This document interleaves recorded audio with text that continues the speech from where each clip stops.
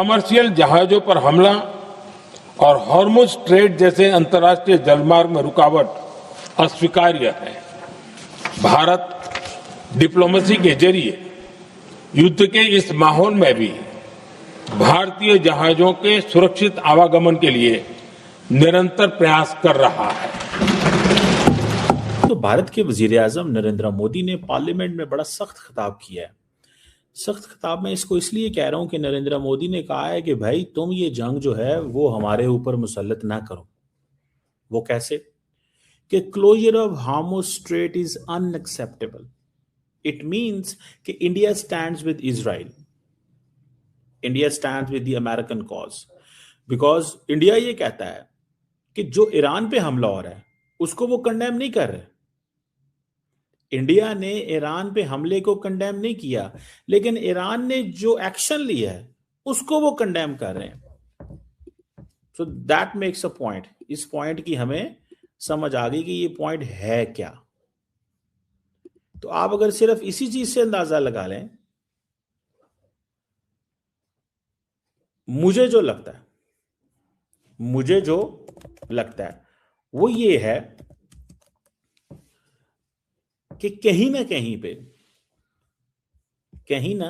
कहीं के ऊपर नरेंद्र मोदी ये समझते हैं कि एज ए ग्लोबल साउथ के मेजर कंट्री होने के नाते अगर उन्होंने ये पोजीशन ली, जो पोजीशन इजराइल और अमेरिका के खिलाफ होती है, तो उनकी जो एक पार्टनरशिप है वो कॉम्प्रोमाइज होती है। आप जरा सुने ये कहते क्या है, फिर मैं आपको बताता हूं कि इंडियन पोजीशन क्या है, इंडिया ने अभी तक किया क्या है। क्योंकि इंडिया कहता है अपने आप को वो ग्लोबल साउथ का लीडर है, तो as a Global South leader उनकी क्या जिम्मेदारी है, क्या कमिटमेंट है, और वो कर क्या रहे हैं और बोल क्या रहे हैं। वो कह रहे हैं कि भाई आप जो है ना ये कमर्शियल जहाजों को नहीं टारगेट कर सकते। क्यों? कि इंडिया की 1.4 बिलियन की आबादी है। इंडिया ने तो देखे तेल से, इंडिया ने रशिया यूक्रेन जंग का फायदा उठाया और सबसे ज्यादा फायदा उठाया। इंडिया ने रशिया यूक्रेन जंग का सबसे ज्यादा फायदा उठाया। अब वो समझते हैं कि तेल तो हमें मिल रहा था, अब ये तेल की सप्लाई बंद हो गई तो हमने करना क्या। फिर दूसरी बात है, उसने क्या कहा, उसने कहा सिविलियन एरियाज पे। अच्छा, इंडिया की पोजीशन जो है वो ये है कि भाई सिविलियन एरियाज पे हमले नहीं होना चाहिए विदाउट नेमिंग एनी कंट्री। ना वो ईरान का नाम लेते हैं, ना वो इजराइल का नाम लेते हैं, लेकिन ज्यादा तो ईरान के अंदर सिविलियन एरियाज को टारगेट किया। ऑयल एंड एनर्जी इंफ्रास्ट्रक्चर, वो कहते हैं आप लड़ते रहो, हम इस लड़ाई में आपको नहीं रोकते, लेकिन हमारा नुकसान ना करो। सो वो कह रहे हैं जी स्टेट ऑफ हार्मुज को जो क्लोजर है वो अनएक्सेप्टेबल है। इससे एक मुराद ये भी है कि भारत को अलाउ नहीं किया जा रहा उस तरह फ्रीडम ऑफ नेविगेशन, तो it can impact their global energy supply, shipping route, India की energy security is at stake. मैं भी अगले दिन की बात कर रहा था, मेरी नजर में ये जंग जो है ना वो जितनी देर मर्जी लड़ते रहे, वो हमें इससे क्या फर्क पड़ता है। भाई जंग उन्होंने लड़नी है ना, लड़े वो जंग, लेकिन हमें क्या फर्क पड़ता है, हमारी एनर्जी सिक्योरिटी को मसला है। So India stands with Israel in this war. क्योंकि आपको पता है कि जो प्राइम मिनिस्टर मोदी जो है उन्होंने जाके नेतन्याहू ने जो कुछ गजा में किया था उसको सपोर्ट कर दिया था। उन्होंने कहा भाई मुझे इस चीज से कोई गर्ज नहीं है कि उन्होंने गजा में क्या किया है, मेरा वो इंटरेस्ट ही नहीं है। उन्होंने कहा मेरा इससे कोई इंटरेस्ट नहीं है, मेरा इंटरेस्ट सिर्फ इस चीज से है कि मैं ये समझता हूं कि मेरी जो इकोनॉमी है वो मजबूत होनी चाहिए, मेरे ताल्लुकात ठीक रहने चाहिए। तो ये बात जो है ये बड़ी सिग्निफिकेंट चीज है। अच्छा, इंडिया कब तक, किस वक्त तक, अब वो अपने आप को हम कहते हैं हम फलस्तीन के साथ भी हैं। सो मुझे ये लगता है कि ये मसले हैं।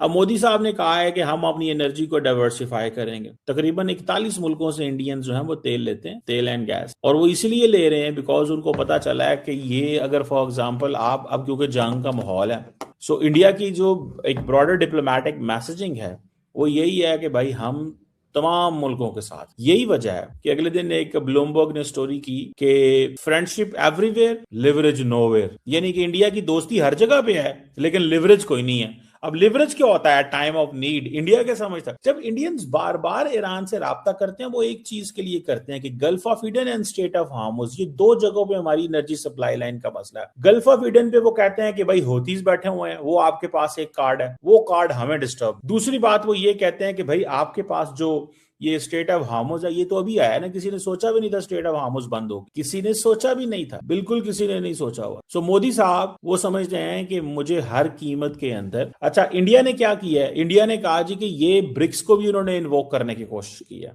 कि जो ये एक अलायंस है या एक वो है, ठीक है जनाब। इंडिया ने कहा जी कि ये एक अलायंस है, इंडिया ने क्या कहा कि ये एक अलायंस है।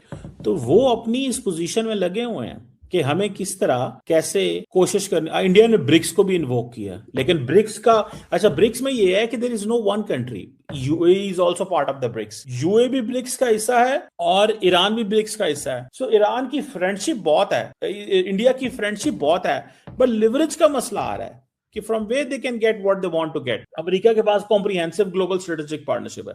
आपको याद होगा कि जब अमेरिकन लीडरशिप रोज कोई ना कोई बात करती थी कि टैरिफ के हवाले से, तो नरेंद्र मोदी साहब एक ट्वीट करते थे कॉम्प्रिहेंसिव ग्लोबल स्ट्रेटेजिक पार्टनरशिप। वो ट्रम्प को कहते थे मेरी तुम्हारे से बड़ी लंबी चौड़ी पार्टनरशिप है।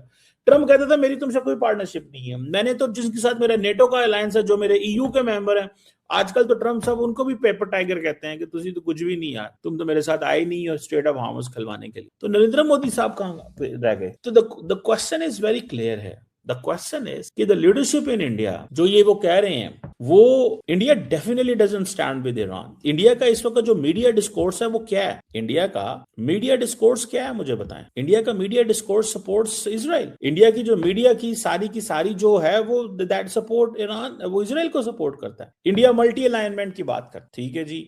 इंडिया कहता है जी कि जी हम वो जिसे कहते हैं ना, हमें इस चीज से कोई गर्ज नहीं है, कोई मतलब इंडिया एक तो किसी से लड़ना नहीं चाहता, याद रखिए, वो चाइना से भी नहीं लड़ना। यहीं पे अमेरिकन को कंफ्यूजन हो गई कि ये इंडिया, अमेरिकन ने ये महसूस कर लिया कि India is not a player to whom on we can rely, so they stopped supporting, उन्होंने इनको सपोर्ट करना बंद कर दिया, इनको सपोर्ट करना बंद कर दिया, किसी किस्म की सपोर्ट बंद कर दी। उन्होंने कहा नहीं पाए सॉरी, मतलब मुमकिन नहीं है। सो अब वो अमेरिकन पीछे हट गए। वो मल्टी अलाइनमेंट, इंडिया कहता है हमारी मल्टी अलाइनमेंट है, वो कहते हैं मल्टी अलाइनमेंट कोई नहीं है। अमेरिका के केस में जो अमेरिका के, देखिए याद रखें, जो अमेरिका के अलाइज है ना, उनका इम्तिहान आ जाना है, याद रखिएगा, वो कोई भी हो। यूरोपियंस का नहीं आया पिछले 20 साल, 2 जंगें लड़ी,